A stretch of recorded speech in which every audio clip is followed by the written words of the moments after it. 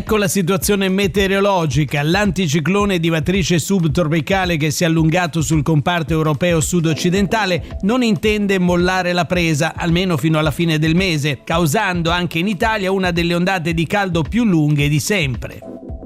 Nel corso del pomeriggio di oggi aumentano le nubi nelle zone interne con sviluppo di temporali su Alpi Liguri e Appennino di Levante, in particolare sulle zone delle valli Aveto, Trebbia e adiacenti. Infine nuvolosità alta in transito sui settori costieri nella seconda parte della giornata. Venti deboli a regime di brezza con mare poco mosso a tratti quasi calmo. Le temperature rimangono stazionarie ma su valori fortemente superiori rispetto alla media del periodo, con punte anche oltre i 33 gradi.